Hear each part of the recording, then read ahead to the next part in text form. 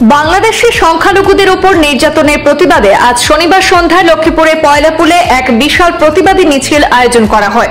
বাংলাদেশের বর্তমান সরকারের প্রধান মোহাম্মদ ইউনূসের কুশপুত্তলিকা দাহ করে ক্ষোভ উজাড় করে দেন প্রতিবাদী জনগণ।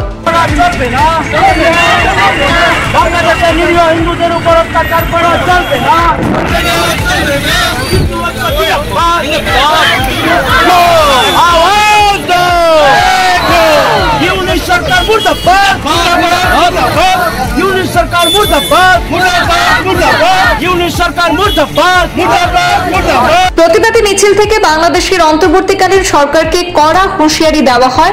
সংখ্যালঘু সম্প্রদায়ের উপর অত্যাচার বন্ধ না হলে পরিণাম ভালো হবে না বলে হুঁশিয়ারি প্রদান করেছেন আন্দোলনকারীরা।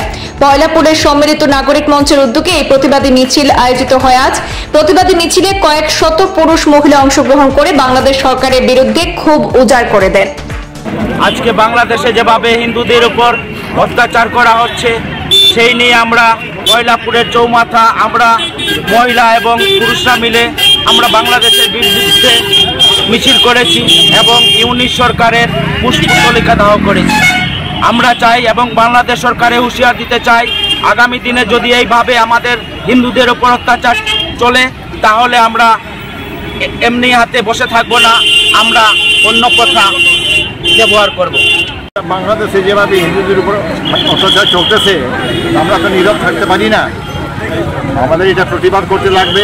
আমরা প্রতিবাদ করতেছি আর বাংলাদেশ সরকারকে আমরা হুঁশিয়ারি দিতেছি কি যেভাবে চলতেছে এটা যদি বন্ধ না করে তো আগে বাংলাদেশের অনেক সমস্যা হবে।